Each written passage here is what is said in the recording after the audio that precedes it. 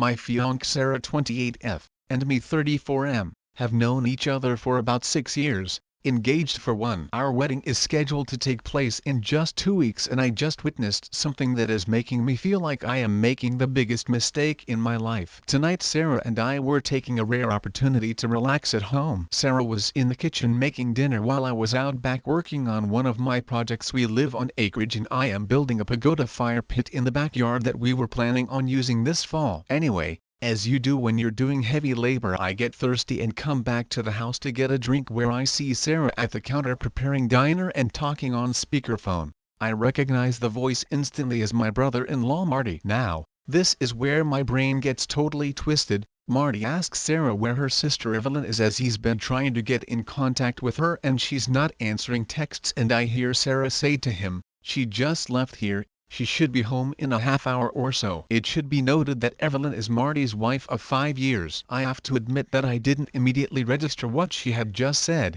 because I went into the kitchen and grabbed a glass and asked Sarah, "What was that all about?" And she responds with, "Marty was looking for Evie." I see her texting and I ask her, "What are you doing?" And she says, "I'm texting Evie that Marty was looking for her." Anyway, I pour myself a drink, sit down, have a sip, and then finally my brain starts to work. First off, I heard Sarah tell Marty that Evelyn was here. Evelyn was not here, and the last time we saw her was yesterday when she came over to work on some last minute wedding decoration stuff with Sarah. Secondly, why is she texting Evelyn and expecting a response when I distinctly heard Marty that Evelyn was not answering her texts? Lastly, why the hell would she tell Marty that Evelyn should be back in 30 minutes unless she either knows where she is? Then why did she lie? Or she is, right now in front of me, texting her to tell her to get her butt home quickly. The only conclusion that I came up with is that Sarah is lying to Marty about the whereabouts of her sister, Marty's wife, and is probably warning Evie that Marty will expect her home in half an hour. I then spent probably the next 5 hours concocting various explanations for this behavior, some decent, some downright horrible, and playing them back in my head. I wanted, really badly, to ask Sarah about this, but at the same time, if what I think is going on, then I doubted I'd get a straight answer. Which brings me to about an hour ago. I woke up around 1 a.m. to use the toilet and I couldn't resist the urge to check Sarah's phone. We both know each other's pins, so this was not a difficult thing to do. Anyway, I grabbed the phone, retreated to the bathroom and unlocked it, and yup, it was exactly what I was afraid of, and probably what most of you were expecting. Sarah's sister Evelyn has been having an affair for about 6 months with a coworker, and Sarah has been helping Evelyn cover it up for almost that entire time. There are literally hundreds of texts between them discussing it, discussing the coworker, discussing sex stuff, really embarrassing things about my brother-in-law, and probably uncharitable just stuff that makes my stomach churn. And here is my soon-to-be wife going along with all of it without batting an eye. I took some screenshots of the entire thread, put the phone back where I found it, and then retreated to my home office to find myself here typing it all out on Reddit, simply so I can avoid the primal scream that wants to come out of my mouth right now. I am totally 100% screwed. Reddit: I cannot marry Sarah. I just cannot do it. I can think of any reasonable excuse she could offer me about assisting her sister in this affair and victimizing not only Marty, but their 2-year-old daughter as well. On the other hand, myself, my family, Sarah and her family, have all sunk an enormous amount of money into a wedding that is supposed to happen in around 2 weeks. There is no way we are getting any of that money back. On top of that, I feel like an absolute fool. Like, how did I not know this woman was like this? And what the hell am I going to do? I can't marry her. I absolutely cannot. However, I still want to. She's beautiful and fun and kind, and I thought we had a bright future ahead of us. She's never done anything wrong to me, but I just can't see her the same now. It's like a big black stain on an otherwise beautiful picture. I just don't know how the fuck I got this so wrong, and I'm absolutely dreading doing what I know I need to do. I feel like I want to vomit or break something. Edit 1. Guys, you don't need to convince me to not marry Sarah. That's obvious. The wedding is off. I'm just trying to figure out my next steps and work up the nerve to do it. There's an incredible amount of pressure on me from the expectations of everyone, but I'm not going to buckle under it. I just am not relishing having to deal with the fallout, and I'm more than a little angry that I'm in this situation. Edit 2. It's 5 a.m. I have work in 3 hours and I'm running off a couple hours of sleep. I'm going to take a shower and head into work a little early to avoid Sarah and Stu on this. Thanks to the support of people here and a big raspberry to the dillholes who keep saying I should figure out whatever good reason my soon-to-be ex-fiancé had for this garbage. Edit 3. I got into work around 7. No one was in the office, so I decided to start pulling off the band-aid and I called my brother. He lives in Australia, so he was still up after having just put his kids to bed. It was hard breaking the news to him about this because I know he has laid out a huge amount of money for flights for him and his family to come, but to his credit as an older brother he didn't mention it one time and just backed me up. He made a great point too. He said, totally paraphrasing, you work in a job where you have to deal with liars and scammers day in and day out. I don't blame you for wanting to have somewhere to go where this isn't a concern. He was totally right about that, and I get now why I am reacting so strongly to Sarah's participation in this deceit. He also had a great idea. He was going to take his family down to Florida to do some sightseeing and visit the parks. Well, now the kids will be accompanied by their uncle as well. It should be easy since we were going to honeymoon there as well and we were planning on meeting them for a bit anyway. I'll just rebook everything to be closer to him and his family, and I'll offer Sarah's ticket to either my sister or another family member. I haven't had time to read everyone's comments, but I have answered a few. Right now I'm just sort of making myself sick by drinking cup after cup of coffee and trying to distract myself until the day gets on enough where I can reach out to Marty. Edit 4. Just did morning stand-up. My stomach is doing flip-flops from drinking about 2 pots of coffee since I got in here so early, and I absolutely cannot focus and concentrate.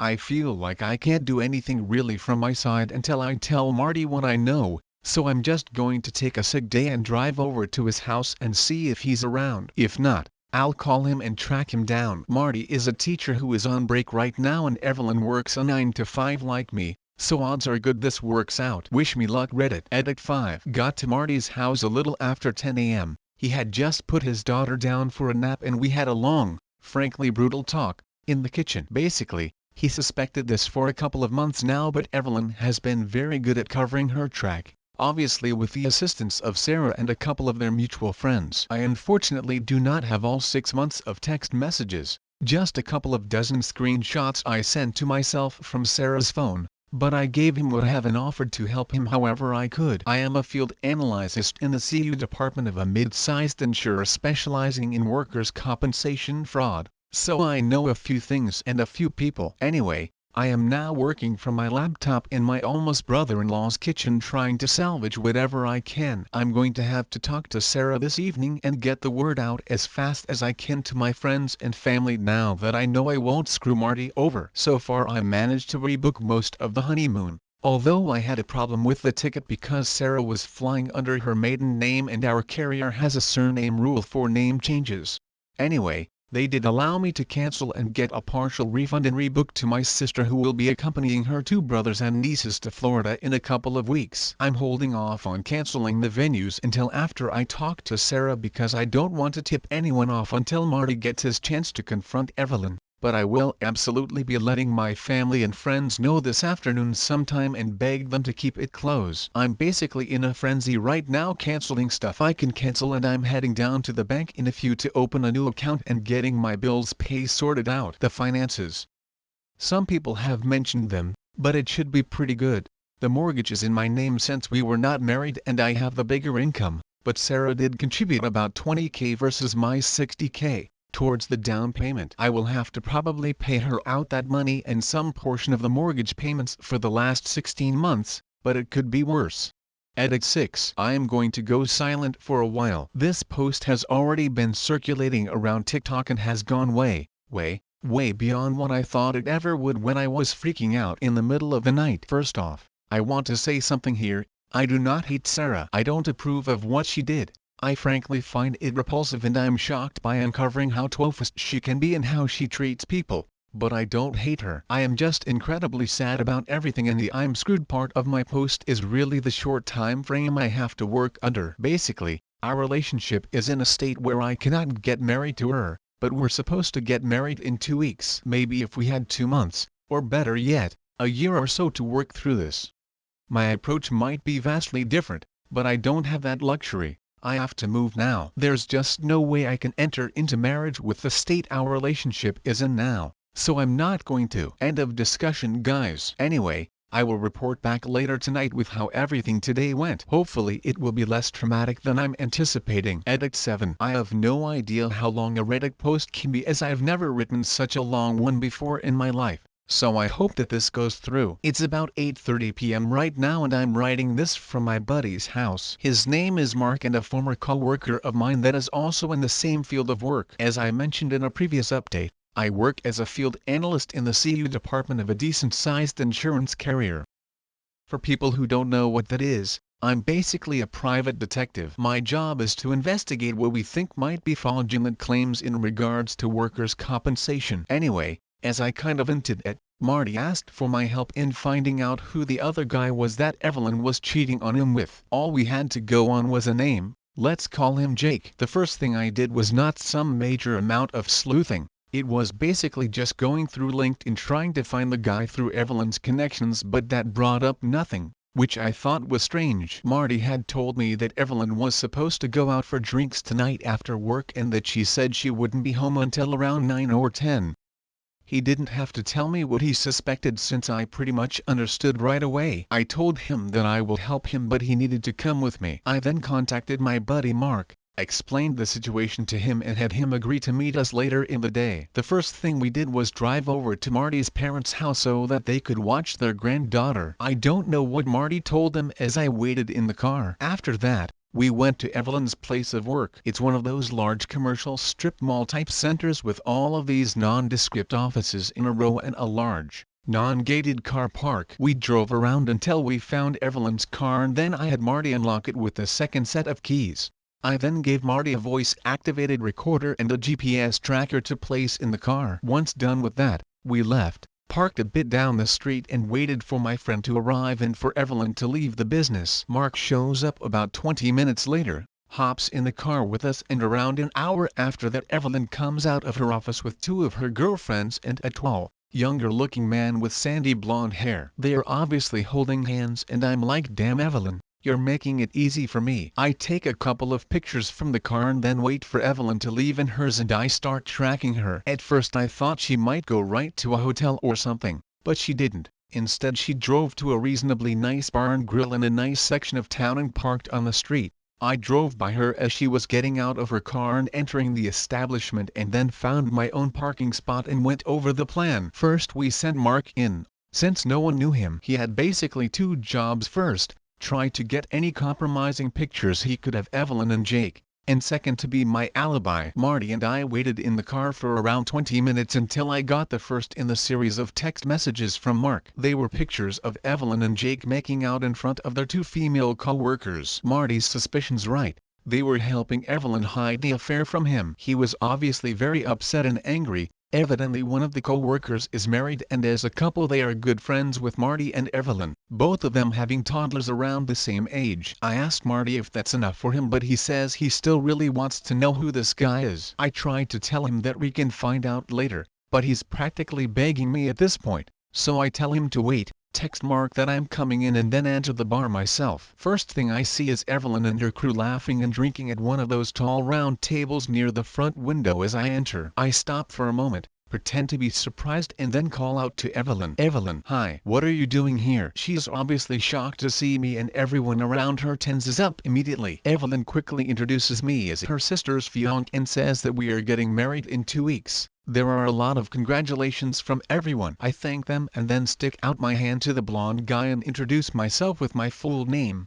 hoping that he'll respond in kind. He does and I'm a bit taken aback. He's not named Jake. I introduce myself to everyone else and then tell Evelyn that I'm here to meet a co-worker. I wave to Mark, and then excuse myself. Once I get over to Mark, I tell him the guy's name and we both whip out our phones and go to work. It doesn't take long for us to find him. He's got social media profiles and a couple of court case judgments against him. Everything sort of falls into place when we find out that Jake is his middle name. At this point I'm basically just grateful that Evelyn isn't cheating on Marty with two different co-workers. Turns out that Jake is 26, married and has a 1-year-old daughter. This just keeps getting better worse. Anyway, I text Marty the guy's name and I decide I want to push my luck and tell him to wait a few more minutes. Basically, I'm playing babysitter here at the bar. I'm totally visible to Evelyn and her crew. I can see out of the corner of my eye that no one is particularly happy about this and my presence is really ruining the night. This is good. I let this go on for about 10 minutes and then tell Marty to text Evelyn that he's spending the night at his parents' house with their daughter. It doesn't take long after that until I catch Evelyn taking out her phone,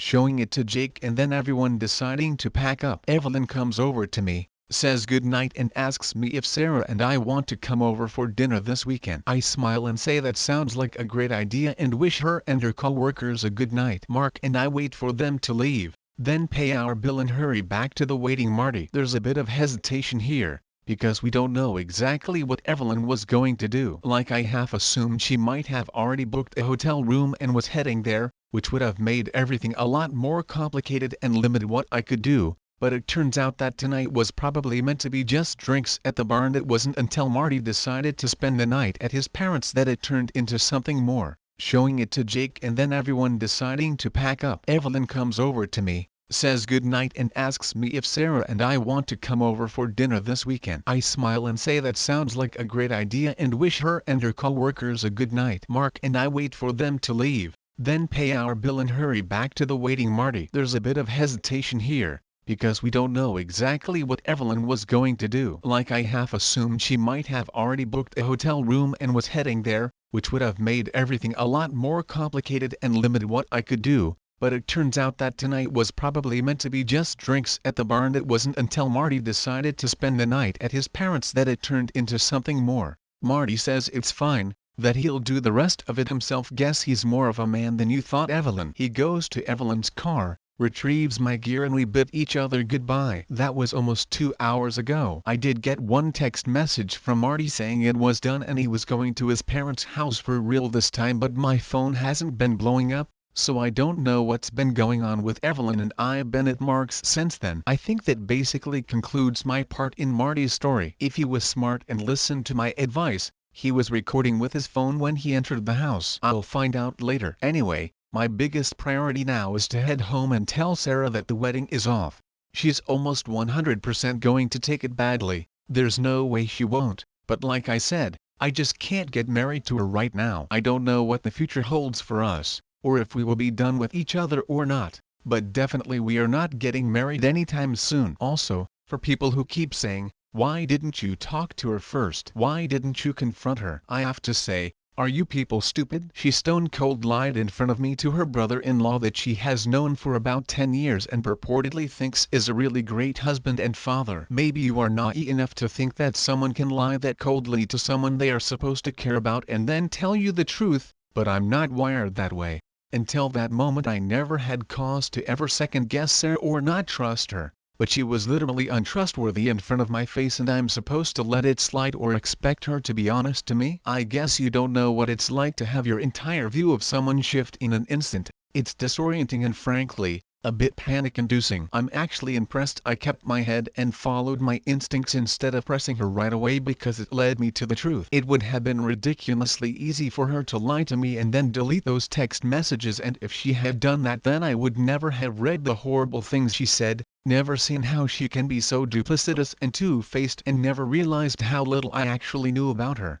Third, I am not an aspiring screenwriter or novelist. I do, however, write a lot of reports. You have no idea. Most of my life is actually spent hunched over a laptop writing a report, or transcribing statements. For every hour I spend doing fieldwork, I probably spend 10 doing paperwork or research. Fourth, you are right that I was wrong to leave Marty to go it alone. I didn't have any fear, not even an iota, that Marty would do anything stupid, but I didn't properly take into the account the risk to him. That's a personal feeling of mine. It's not that I don't care, I just tend to estimate that other people handle things like I do, and hence, Marty was doing something that I will do, so I didn't question it like I should have. I know this is a problem of mine and I'm working on it, but I am also not in the best place emotionally, so my EQ was low in the situation. Last, people saying you don't know the whole situation. What if Marty was an abuser? Yada, yada, yada. Nobody, You don't know the whole situation. I do. I read 6 months of text messages. I know why Evelyn did what she did. I know how she feels about Marty. I know how my ex-fiancé played along with this. I'm just not sharing it because it's vile, but I know and it played a big part in how I have acted in the last day and a half. Trust me, if Sarah had done something, anything other than encouraging and egging on Evelyn, we'd all probably not be here. But she did, so we are. Anyway, that's it from me. I will try to update again in the next few days with the whole fallout, but I'm probably going to be mostly off Reddit for now. Best of luck to everyone and thank you to all the people backing me up. It meant a lot to me and helped keep me sane, well, some semblance of sane anyway. Edit 9. I tried posting an update to the subreddit under a new post because it's freaking huge, but AutoMod keeps eating it unless the mods decide to recover the post. You can just check out my user profile for the next part of this messed up saga. Part 2. I guess there is a lot to go over and so much has happened. Most of it, if I'm honest, hasn't been that great. Well, it's actually been downright shitty, but I'll get to that. First off, I left Mark's house pretty late that night. Sarah already knew I was out discussing business with him, although she had no idea that the business was actually her sister's affair. But still, it was getting to an unreasonable hour, mostly because I was trying to get up the nerve to go home and face her. After about 2 or 3 pep talks from Mark, I finally got off my keister and texted Sarah I was coming home and left in my car. As I said in the last update, I was pretty surprised when I got there because when I walked into the house, Evelyn was crying on the couch with Sarah. I hadn't seen Evelyn's car in the driveway when I came home, so this was probably the last thing I was expecting. I froze for a moment and almost turned around and left. This was not how I imagined this going down, and I knew that Evelyn's presence was going to make a bad situation a million times worse. Still, I had a timetable that I wanted to move on. I had friends I needed to notify and wedding preparations to cancel, and the proverbial clock was ticking in the back of my head. When I entered the room, both Sarah and Evelyn looked up at me in acknowledgement, but the tirade of accusations never came. I just stared back, raising my eyes in question. The moment passed and Evelyn went back to crying, Sarah back to comforting, and I let it awkwardly hang in the air for half a minute while I thought. It seemed that Marty hadn't mentioned my assistance in the uncovering of Evelyn's affair. I decided to play dumb, not for any reason other than I wanted to see how Sarah reacted. I took a seat on a recliner, put down my laptop bag and took my phone out of pocket. I made it look like I was fidgeting with it and then asked them what's going on. Evelyn just continued to cry, but Sarah looked at me and said Marty is divorcing Evie. Well, yes, I figured as much. I decided to push ahead with the obvious question. What for? I asked her. Sarah stopped patting Evelyn's back for a moment and looked at me. I could almost see her face twist and contort. Imagine the look a 5-year-old makes when you tell them to eat their broccoli or finish their lima beans. Evelyn shot Sarah a look that I didn't need to be a sister to understand, and there was a pregnant pause until Sarah finally said, she cheated on him. Now, I have to admit, this response freaking floored me. This was absolutely not what I was expecting. Sure, the more cynical readers here might think, well, the cat was out of the bag, so there's no point in hiding it, and yes, that's true, but it's also true that she could have just as easily feigned ignorance, or even worded it another way, like Marty accused Evie of cheating instead of basically confirming it to my face. Maybe I'm being pedantic here, but it's part of my job to pay attention to not only what people say, but how they say it. Evelyn wasn't happy about this. She kind of crumpled into the couch a bit and did this strange combination of a sigh and sob at the same time. I wanted to press on, go for the gold to sort of speak, but I must have stammered a bit. Sarah probably interpreted as shock, and well, she would have been right in a sense, just not how she assumed. Did you know? Sarah didn't say anything, she just nodded, her hand still rubbing her sister's shoulder. I didn't hesitate and asked for the obvious follow-up, how long? The answer came back a lot easier than I thought it would. 6 months. I was shocked by how easily she admitted to it. Evelyn was shocked as well. She smacked her sister's hand off her, and I think even Sarah was a little shocked at saying it out loud. I leaned back in the recliner and rubbed my face. Time to tug the rest of that band-aid clear off. We're not getting married. There were 2 looks like stunned goats and a chorus of huh? What? From both sisters. I stood up and repeated myself. We're not getting married. I can't marry someone who would cover up adultery, especially not for 6 months. Sarah sprang off the couch and opened her arms, The body language was "You can't be serious?" But I just put my hands in front of myself. "I'm serious. I don't like this. Not one bit. I don't like that you took part in this, and I can't get married to you with how I feel. It would be a mistake." The waterworks started immediately, and even Evelyn did that thing with her mouth that looks like a perch trying to suck air. There were wails from Sarah, accusations of not loving her, appeals to my sense of duty, to the loss of money, the inconvenience to all our friends, the embarrassment of it all. It was frankly nothing I hadn't already thought about, but it definitely felt different hearing Sarah say it through body-racking sobs. It was at this point I probably made a big mistake. Well, maybe not, because I have no idea how long Marty would have kept my involvement in everything off the books, but in an effort to convince Sarah of the finality of it all, I said, "Look, I already cancelled the honeymoon. It's not happening." I knew it was a bomb the second it left my mouth, and the explosion was damn near immediate. Evelyn, to her credit, had always been pretty quick on the uptake, which is probably how she had managed to fool her husband for so long. I could almost see the realization dawning on her when she put it all together with my appearance at the bar earlier in the evening. She screamed, "You son of a bitch," and flew across the room at me. Now, I'm not a huge guy, but I'm no slouch either, but the force that Evelyn flung herself at me had me staggering backwards, and I barely had enough time to get my hands up before she started raking my face with her fingernails. I almost lost the phone I still had in my hand, but still managed to push her away and say very loudly, "Evelyn, get off me." "Sarah, get your sister under control."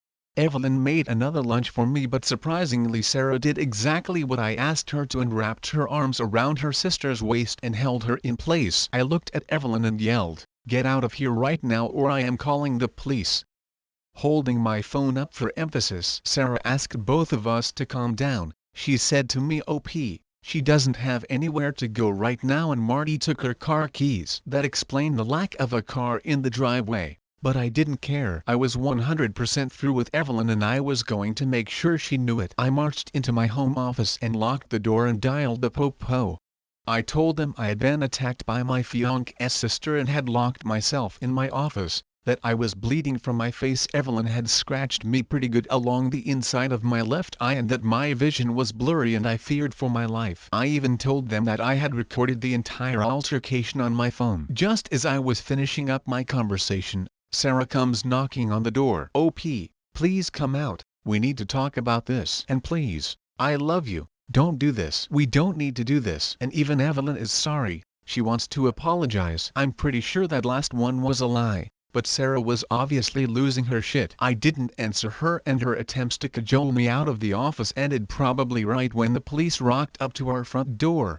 I could hear Sarah talking to them and I decided to come out. The cops were two males. One of them looked younger than me, maybe around Sarah's age, and the other one looked older and more annoyed about life in general. I introduced myself, pointed at Evelyn, stating that she attacked me, and offered to show the cops the recording I made. The younger one asked me if I wanted to press charges. I said yes. He asked me again if I wanted to press charges. I said yes again. At this point, both cops looked at each other, and before the young cop could open his mouth again I said, "Yes, damn it, I want to press charges. I have video evidence and this is going to court, or else I'm going to call up your boss." I dropped his name here and asked him to come down and do it himself. Honestly, at this point, I was getting pretty hot under the collar, and while I get what these guys were thinking, I don't agree with it at all. Facts are facts. Sure, I might not be bleeding out on the floor, but Evelyn assaulted me in my own home and I wanted her gone. Thankfully the situation didn't immediately escalate, and the two officers handcuffed Evelyn and put her in the back of the patrol car. She was squealing and crying like some sort of gibbering maniac the entire time. Sarah wasn't much better.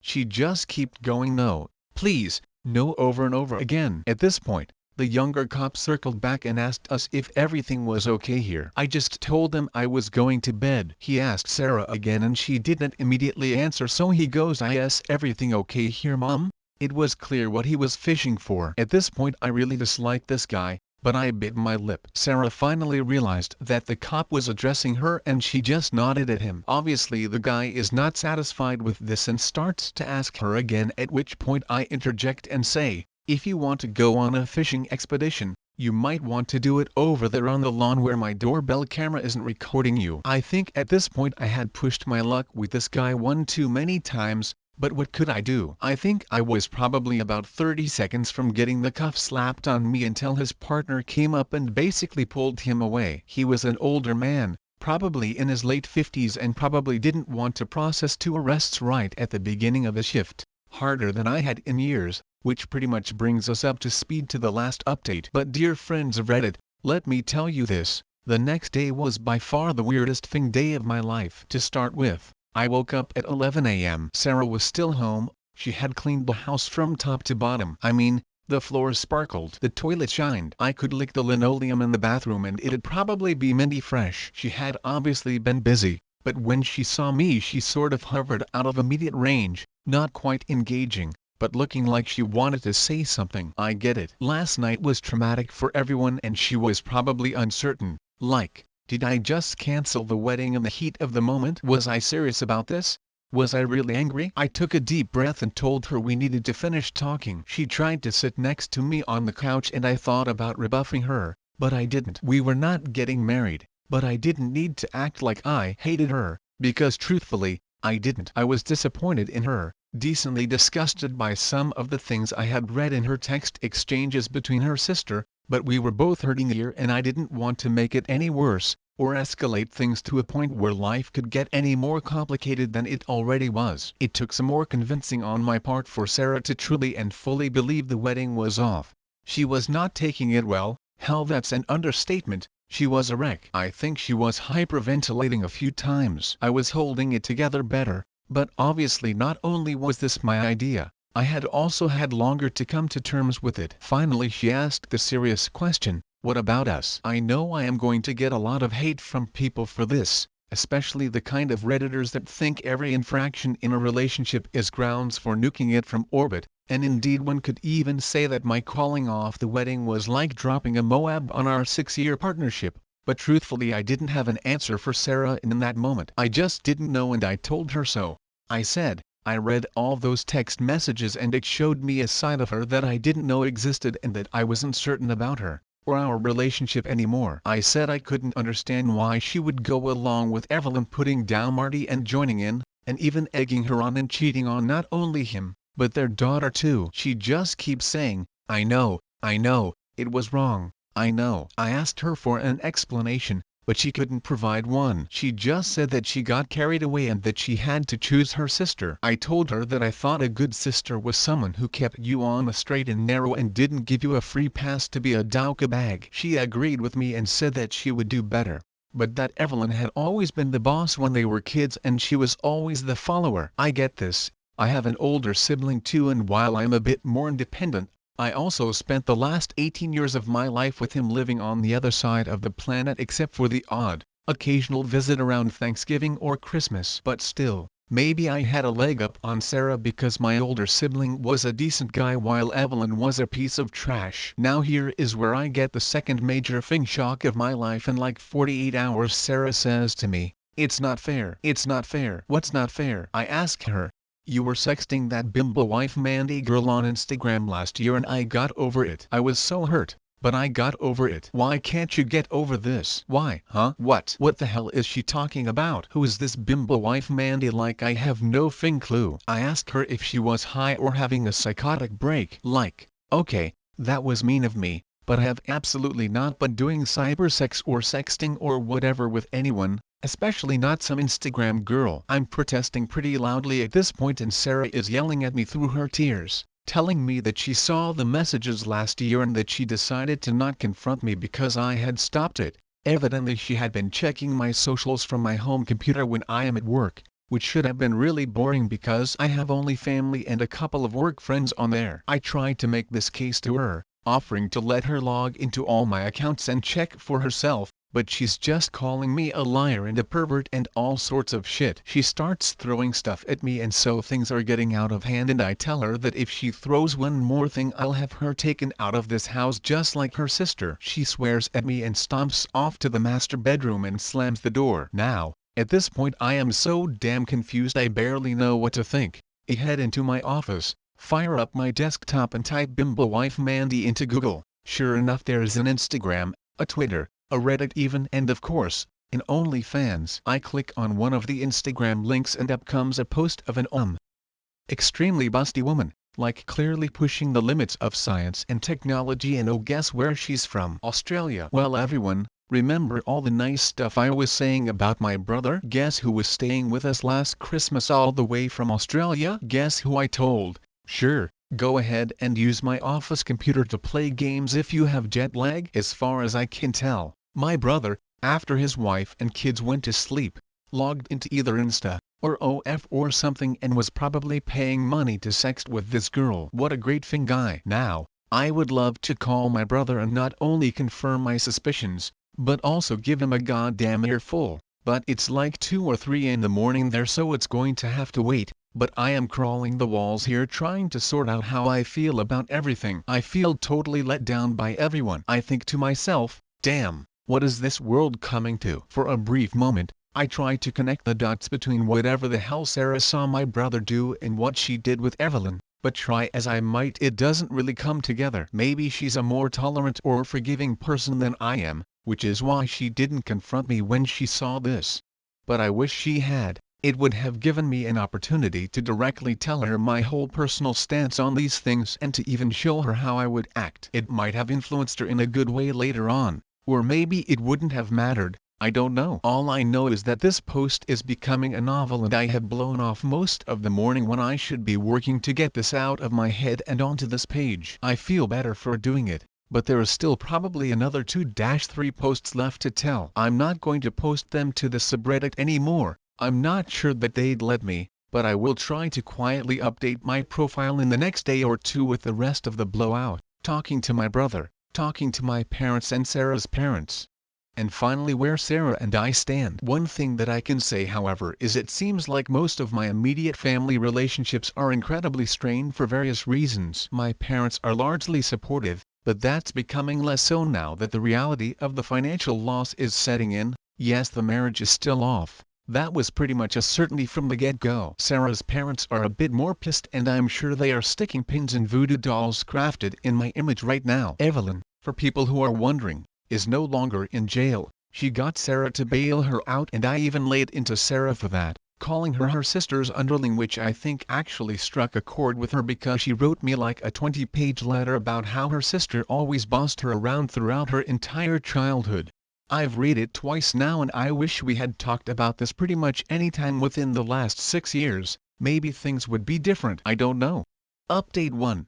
This update has taken longer to get around to than I originally intended. A lot of things have happened over the last couple of days that have kept me pretty busy and it really wasn't until today when I had some free time after lunch that I could sit down and get this out. I'll try to get through as much as I can. Before that, however, I just want to mention a couple of things in response to comments from the last post. I'll try to be brief. Firstly, I don't know much of what's going on with Marty and his divorce, other than to my knowledge, he's still divorcing her. Obviously no papers or anything, but the intention is clear. In addition to that, I'm not really in the position to be advocating for any sort of course of action that Marty should take, or offering him legal advice, or assisting him in doing anything to the other man, or tracking down the other man's wife, etc. Marty is a grown-ass man and he can do whatever he wants with the situation, and my position, as his friend, is just to support him and offer advice, if he asks for it. Secondly, this isn't some sort of guerrilla marketing for an OnlyFans girl. If it was, I should have done it on the first post which hit the front page of Reddit and was seen by over 3 million people. Also, given that this post got so popular on Reddit, it's not really a surprise that bimbo wife Mandy, another Redditor, happened to be following the story and saw her name. It could have easily been any other of the hundreds and hundreds, maybe even thousands of girls who used Reddit to post their pictures. And as a brief aside, speaking of Mandy, I have indeed talked to her. She was actually quite helpful in confirming something for me, and as a person she seems quite nice. But guys, there is no romance plans here in the future. Mandy is married, evidently quite happily so, and for almost 2 decades. I think the handle bimbo wife Mandy should have given that away, and frankly, while her husband must be cool with it, she's way too much for a mere insurance guy like me to handle. Seriously. So, with that all out of the way, onto the update. Last time I wrote in, I ended it up with me assuming that my brother had used my office computer to chat with Mandy, but it was too late his time for me to contact him. I am one of those guys that once a problem is put in front of him, I am USTB actively working on trying to solve it. This is great for my career choice, but in situations like this, all I was doing was driving myself insane. So, I decided to take a deep breath, leave everything until later and carry on with what I needed to do. First thing up was attempting to contact every person from my side that I had invited to the wedding that I had not yet informed about its cancellation. As you may recall, I had already informed my parents and had them contact my relatives on the day I made up my mind, but only myself and Sarah have the complete guest list, so I needed to do the rest myself. Out of respect for my friends, I decided to call instead of text, but this might have been a bad idea since every phone call typically resulted in a rather lengthy explanation of why I was canceling the wedding. I know I could have given some other excuse, but I wanted people to know that I wasn't being frivolous or just experiencing something inane like cold feet. It was important, not just for my own reputation, but I think in order to show respect to the people who had agreed to come on that day to support myself and Sarah as a couple. Because of this, it wasn't until late into the evening when I finally managed to contact everyone, which meant it was now morning time in Australia. I knew what I needed to do, but I wanted to make sure that my ducks were all in a row. So I took a breather and made a sandwich in the kitchen. I noticed that Sarah wasn't home. I had no idea when she left and sat down to eat and think about what to do with my brother's situation. Let's call my brother Carl for the sake of shortness here. Now, Carl and I have always been pretty close despite him being 13 years older than me. He was this sort of quasi-parental figure in my life because by the time I became capable of having long-term memories, he was already well on his way to becoming an adult. He was always generous with his time, played with his little brother when other teenagers would probably have avoided such an activity like the plague, and generally seemed very mature and wise to me growing up. Suffice it to say, I respected him greatly. The idea that he had been sexting with a girl who wasn't his wife, in my house, was something that I was still coming to grips with, and I needed to decide what to do. Talking to him about it was obvious. But at this point, given how much of a shambles my relationship with Sarah was, I didn't know if I cared about having him confess just for the sake of clearing my name. Was there anything to salvage anyway? I needed to, for my own sake of propriety, at least yell at him about this and convince him to stop. However, I wasn't sure if I was going to rat him out or not. To my SIL, let's call her Karen. Alright, Carl and Karen it is, guys. It all depended on what he told me and if I believed him or not. I finished my meal and logged into Facebook and video called Carl. Now, Carl works mostly from home as a remote office worker since his field is related to IT, and he's almost always available during the day, and today was no exception. It didn't even ring more than once or twice before he answered. We greeted each other, exchanged some pleasantries, and then I just sort of dove into it and asked him if he had been using my computer to SX chat women on the internet when he was visiting me. Carl's face froze and he leaned over out of frame of the camera. He was obviously closing his office door. Yeah, I did. Why? He said to me. I swore under my breath and explained to Carl how Sarah had thought that his flirting was me, since he used my computer. I explained that I wasn't happy to take the hit for him, and I asked him point blank if Karen knew about this or not. He waffled for a few seconds, stumbling over his words, and then looked a bit sheepish and said that no, Karen didn't know, and he'd prefer if it was kept that way. He went on to explain that their relationship had been pretty rough since their youngest was born 4 years ago, mainly in the bedroom department. Carl had always been a pretty private person, especially when it came to intimate details, or at least he had always been that way when talking to his much younger baby brother.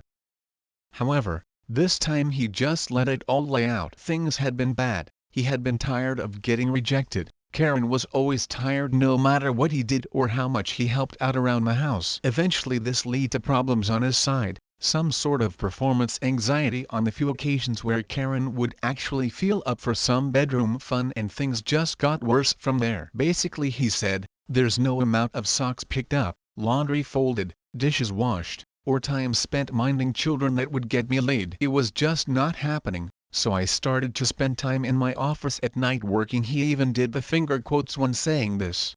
Evidently his working at night turned into a pretty hardcore addiction to OnlyFans sites, which, given the relative privacy he had in his office for legitimate work, spiraled out of control pretty quickly. I asked him if he was still doing it and he swore up and down that he wasn't. I thought I believed him when he said it. He seemed to be sincere, but I just had this niggling feeling in the back of my skull that something was off. Maybe it was because of all of the deceit I had encountered recently, but I was doubting my own brother who has really been a stand-up guy to me our entire lives together. I really hated being in this situation. Now, the problem I faced was pretty complex here. First, if I wanted to clear my name, then I would have to get my brother to tell Sarah that it was him all along. However, if he did that, then there was no guarantee that Sarah wouldn't spitefully inform Karen. I personally thought it would be best if Karen knew, but at the same time I didn't know if I felt comfortable potentially dropping a nuke on my brother's marriage over something he not only said he stopped, but is in this sort of moral gray area for me. I didn't have an answer right away as to what to do, but I did urge him to tell his wife about this and to get into marriage counseling. He said that they actually had been going for the last 6 months, and while it was helpful, what had really helped him was getting a prescription for some generic Viagra. I actually did a spit take at that, neatly spraying my computer screen with water. He told me that they had been trying to make sure they have intimate time at least a couple of times a week, and the Viagra had cured him of his performance anxiety to the point where now they were both looking forward to spending time together after the kids went to bed. The general gist of this was something along the lines of, "Hey, this is actually going in the right direction now, please don't screw this up for us." I really didn't want to be in this position, not just for the sake of Carl and Karen, but for my two nieces as well, and if what Carl was telling me was the truth, I could be tossing a firebomb into a relationship that was starting to mend. It was unpredictable what would happen, so yeah, it may disappoint some people, but at the time I felt that the best option I had was to wait and see. I was, after all, going to meet him in a couple of weeks in the flesh, and once I got him alone in a room and a few drinks into him, I was going to definitely get to the bottom of this. It seemed like the best course of action. Anyway, that night I went to bed early. I didn't see Sarah until the next morning. She looked haggard, like she had a distinct lack of sleep. I asked her where she had been, mostly out of habit. After all, we had been together for almost 6 years. She told me that she had gone down to the courthouse for Evelyn's arraignment to post bail. The courts here close at 1 p.m. on the weekends, which is why she had disappeared soon after I went into my office, and that afterwards she had driven her to her parents' house and spent the night.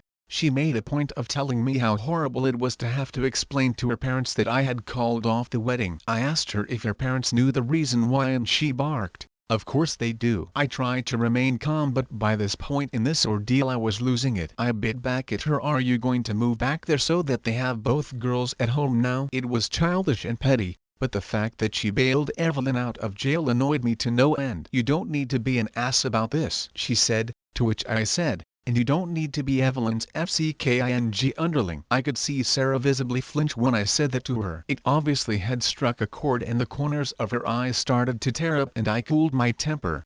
We just sort of stood there, miles apart in the living room of our house, and didn't say anything for a good solid minute or two until Sarah decided to continue talking. "Our parents are going to be here at 3. I actually face-palmed at this. I was about to go off on her for not consulting me on this, but decided that was just my own ego. After all, I did need to sit down with them and work out the details around the wedding and whatever remaining deposit we had, and I needed to, at least once, face-to-face explain to everyone why it wasn't happening. So fine, let's do this and get it out of the way."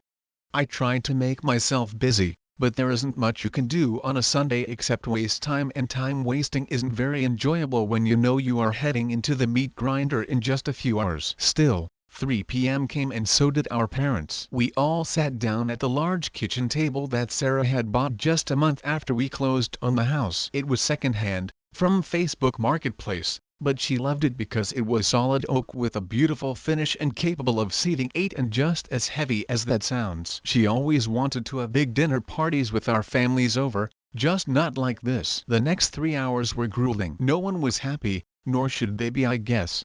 The best support I could get came unsurprisingly from my own parents, but even that was tempered essentially along the lines of, "Well, it's his decision to make," which more or less means, "Yeah, we think this is crazy too, but we're still backing him." Honestly, That was fine with me. I didn't need my parents to get the stigma by association of canceling the wedding. I was fine with owning that. Eventually we worked out a decent deal in regards to the wedding. We would try to get back whatever money we could, split it back however it was contributed. Some things like the honeymoon were all paid by me, or the flowers were all paid for by Sarah's parents, and then eat whatever losses there were communally.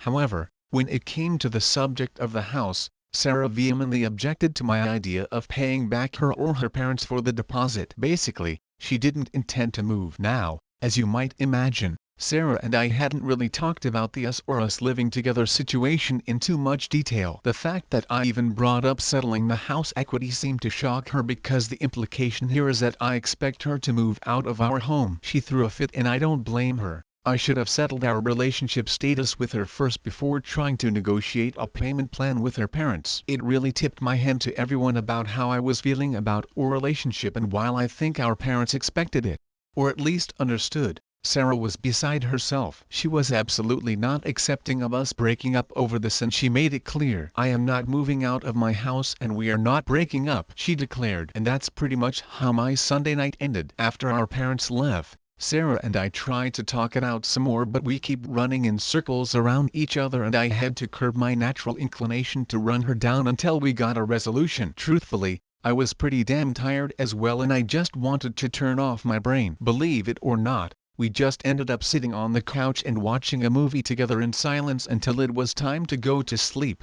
We left it there with a "we'll talk about it more tomorrow" and retreated to our separate rooms. On Monday, I woke up to a large handwritten letter slid under the door from Sarah. I took a brief look at the first few pages and decided I would deal with it later and went to work. When I left, Sarah was still in bed. She must have been up late writing that letter. At the office, I rescheduled some meetings and started calling venues and vendors that were on my list. The other ones were being handled by Sarah or her parents. It was a mixed bag of results. The catering people were adamant that I pay most of their fees under the pretense that they had ordered most of the food. I shot back at them over this. Like, were they expecting me to eat a week-old steak? But my appeal fell on deaf ears. I tried talking to the woman who ran the catering business and explaining what happened, but that seemed to only firm up her resolve to get as much money as possible out of me. Inversely, the DJ that I had hired for the entertainment was incredibly kind and gave us back almost all of the money. It wasn't much, however. Things went on like this, and during the day between making calls and doing work, I read Sarah's letter. Now, this is 20 pages of written words, so I'm just going to summarize. The gist of it was that ever since childhood Sarah has been bullied by Evelyn, and in response, Sarah's way of dealing with this was to essentially go along with whatever Evelyn wants to hear.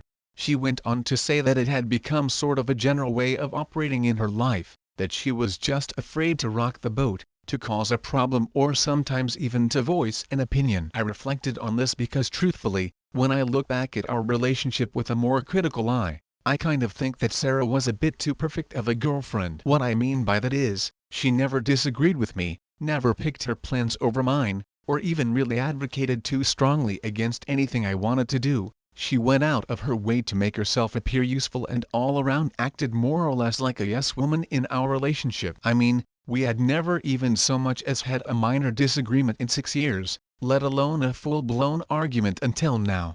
It sounds great from a relationship standpoint, until of course, it's not. I couldn't shake this feeling that Sarah has this deep-seated insecurity and need to make people happy. You know what they call people-pleasing behavior. When I start looking at it this way, a lot of things make sense to me, and I start to realize that despite being with Sarah for 6 years, I don't actually know her that well. It's like she's put up this image around her which is really just a mirror, a reflection of whatever she thinks people want to see, and in the case of our relationship, she's more or less been acting my role of a perfect girlfriend while never really letting me inside to see who she is as a person. Hell, I can't even say that what I saw in those text messages is the real Sarah, because it's almost certainly just another reflection, this time of Evelyn and all her warts and faults. This may sound weird, but it's like we are in this unequal relationship, whereas maybe she loves me for who I am and how I wear my thoughts on my face and my heart on my sleeve, but maybe I only love her for the mirror she is holding up to my face. I don't know.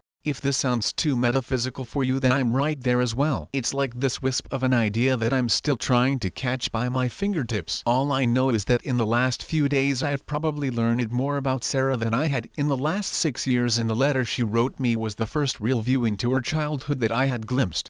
That night we talked more about this specifically, about her childhood, about her behavior. The conclusion that we came to is that she needs help. She's a grown woman who is sadly stuck acting like a child, too scared to displease anyone, lest she face her sister's wrath, or her parents' disapproval, or the loss of love from the ones she loves. This is no way to have a relationship, and I can say that I feel much more confident and assured that my decision to call off the wedding was the correct one. In fact, it could not be any more correct. That night, after our talk, I went to bed with much less angst than I had in a few days. So, this basically brings me up to our last update, and once again, it's a freaking novel.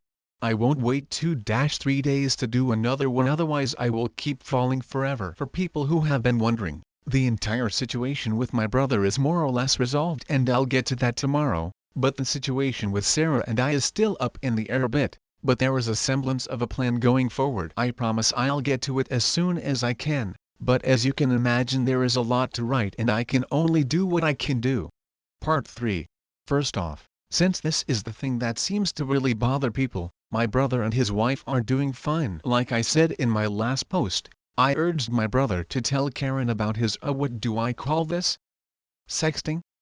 With the Australian OF girl known as Bimbo wife Mandy, whom, by the way, is a very lovely person. I sort of hinted in my last update that I had gotten confirmation from Mandy to back up my brother's story, and according to her, the timelines matched up, and not only that, but his OF account no longer exists. Now, she could be lying to me to protect a customer, but I don't think that's the case, and she seemed like a genuine person. My brother, for his part, did tell his wife what had happened in one of their marriage counseling sessions, and according to him, she took it pretty well and is treating it as water under the bridge. I did pull her aside last week and asked her if she was really okay with this, and she told me, I'll have to paraphrase this a bit, OP, we're not as squeaky clean as you think, both of us watch porn, and that's basically what I consider this to be. It's not like he was going to run off and have an affair with her. I asked her if she would feel the same way if he had visited a prostitute. It's legal where they live, and she said no, she wouldn't. But he didn't. So I guess that's their clear line. It's a bit different from mine and a lot of really loud people on Reddit, but if the noises I heard coming from their hotel room last night are any indication, they are doing fine and their dead bedroom situation is totally resolved. Honestly, these two are borderline taking advantage right now, since my sister is taking the place of Sarah. They switched rooms with her, and now the kids are with her, and they are both little girls and love having a sleepover with their auntie, and they have 2 babysitters who are happy to take the kids while they run off and do Lord knows what. We know what, but let's not talk about it. Overall, I think I did the right thing in giving him the space to make this right on his own, even though people hounded me for it. I will strongly argue that the situation with my brother and the situation with Evelyn were like comparing night and day. I don't agree that cybering someone you know is a professional sex worker is anywhere near the same ballpark as actively carrying on an affair, and I don't think my actions in how I dealt with it were anything close to how Sarah did. Like I said in my previous post, she not only hid the affair from Marty, she actively engaged in disparaging conversations about him and said several other things that I won't recount here for various reasons. Suffice it to say, I feel good about this choice on my part, and people who don't agree with me can put their heads in an oven for all I care. Next up, I think, is the wedding itself. There isn't much to say here. Sarah and I and our families lost our shirt on it, but that was expected. I forced the caterer who had ordered all that food to either give me back a bigger refund or give me the food, and she chose the latter, which is fair enough. We now have a frozen steak, chicken and fish. It was delivered to my parents' house, and I think they're passing it out to interested parties. Likewise, some wedding gifts from faraway relatives arrived and are at my house until we can send them back. But overall, the date just came and passed, and for the sake of both of our sanities, Sarah and I spend it apart. As for the issue with Marty and Evelyn, I don't think this is something that is going to be settled anytime soon. Marty is absolutely divorcing Evelyn, but it's difficult for him, primarily because she's making it difficult by begging him to reconsider. On top of that, School is starting again and so Marty will be back with this student instead of taking care of their daughter every day. I think that's really hurting him right now because spending every day with his parents and his kid was really helping him mentally. Also, despite what some people have wished for, Marty hasn't made a big stink about this at Evelyn's work, despite the fact that he probably could get them both fired since it became obvious that they were using work trips to hook up on the company's dime. Nor has he gone and told Jake's wife about the affair either, something I strongly disagree with. When I questioned him about it, all he said is that he's in no big hurry. After all, he has the text messages, the photos from the pub and the video he took when he entered the house. Basically, he could bury this guy whenever he wants to. I think in some kind of twisted way, hippy-dippy Marty the Birkenstock-wearing teacher is enjoying making this guy sweat it out. Either that, or maybe he's enjoying making Evelyn fully realize her place in the world at this point, just a side piece to a married man. I'm not sure, but Marty has definitely gotten a bit darker over this whole thing. Not that I can blame him. Everything I know about Evelyn is secondhand from Sarah, but the way I understand it, she is largely just going to work and coming straight back to her parents' house every day, like a teenager on curfew. I don't think they are pleased with either of their daughters right now, but oddly enough, even though the implosion of Sarah and mine's wedding was extremely public, I think that it's being drowned out by the constant drama that is Evelyn's impending divorce. Sarah said it almost seemed like they forgot about her once they realized that Marty was seriously taking steps to divorce Evelyn and they're concerned about having access to their granddaughter. I sort of get that. They are very doting grandparents and I'm sure their anger at Evelyn is compounded by the fact that their access to their grandchild is going to be essentially cut in half. Now, onto the big event, Sarah and I. First off, I don't think that this update is likely to make anyone happy, not the people who urged me to get her out of my life, nor the people who demands that I treat her with sympathy and compassion for her obviously screwed up mental issues. The facts are that aside from the lying and hiding the affair, what shook me the most was probably the way that she carried on with her sister in those text messages. Maybe people would understand me better if I shared them, but I simply refuse to repeat it and I don't want to get into arguments over their content. Suffice it to say, it was enough for me to reconsider Sarah's complete character, which is largely where I am at today, still considering it. That's not to say that we are still together, definitely not in the way we were an engaged couple, but we haven't completely closed the door on the relationship either. I've come to understand a bit more about what kind of person Sarah is and which parts of her are genuine and which parts are facsimile constructed in order for her to ingratiate herself to people, her sister included. Basically, it helps to be able to put a name to what is going on with her, this people-pleasing behavior. It helps more to understand how it started her family, with copious examples retold to me, and it further helps that she is actively seeking help for it. On top of that, even though I found her behavior extremely gross and inappropriate, I give her a lot of credit for how she dealt with the situation when I came home that night to find her and Evelyn on our couch. She didn't lie, she didn't minimize, and she largely took accountability for what she did. Remember, at the time she didn't know that I had seen her text messages with Evelyn and she definitely could have tried to omit her participation, or minimize it some way, but she didn't. She was truthful to me even when she knew it would make her look bad. That actually counts for a lot in my book, which is why I am looking at simply changing the chapter instead of closing it. To be clear, this isn't a victory for the forgive her and blame everything on the sister crowd, because frankly I haven't forgiven her and our situation is very different now. She has moved back into her old room at her parents' house, much like Evelyn, although Sarah will probably be out of there in a couple weeks because she says the environment is not good for her mental health or getting help with her issues, and I am paying back her equity in the house in fortnightly installments out of my pay until we are all caught up, which will help her defray the costs of getting an apartment on her own. We are definitely not together right now. Sarah really did not want to accept this at first, and I can see her point of view, even be sympathetic to it, but also if she really has these emotional problems that it appears she does, then I felt that pushing the issue could be the way to light a fire under her pants to get her to finally seek some real help for them, and just forgiving her would be tantamount to sweeping everything under the rug,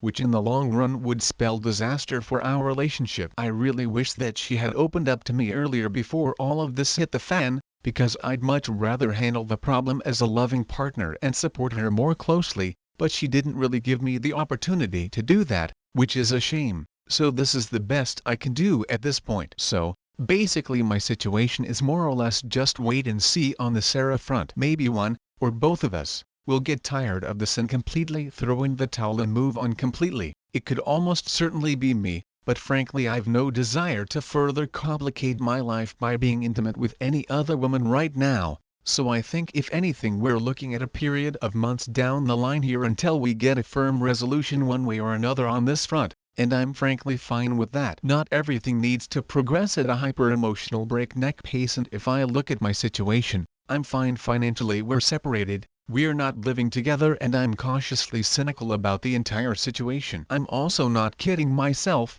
If at any point I think that Sarah's issues are too big of a deal, or that I can see us rebuilding trust with each other, then I will dip. I have no interest in prolonging a situation that I see as hopeless, which I guess says it all. I don't think it's hopeless, I just think it's going to be difficult, and I'm open to waiting a bit to see how it plays out, to the point even where I am seeking my own counselor to help me process the events of the last few weeks, as well as looking into how Sarah and I interacted with each other, because I do actually believe that while I might have been fooled by her, it was partially a willing deception on my part, because who wouldn't love a girlfriend who never disagrees with them, always wants to do what they do, and goes out of her way to make sure you're happy before she is? The thing I am struggling with, and maybe Sarah as well, is how much of that is genuine love she has for me and how much of it is just a deeply ingrained need to please other people born out of her fear of rejection and anxiety. I guess, barring throwing in the towel, when we reach the bottom of that question, we'll know the answer to Sarah and mine's relationship. I know it's not the update that everyone wanted, but it's all I got. Maybe check this space in a few months and see how it played out. Once again, thanks everyone who sent me supportive messages, and a pox on the rest of you. Lol. Thanks for listening everyone. If you enjoyed today's story, make sure to give this video a thumbs up and subscribe to Red Relationships to never miss a future upload.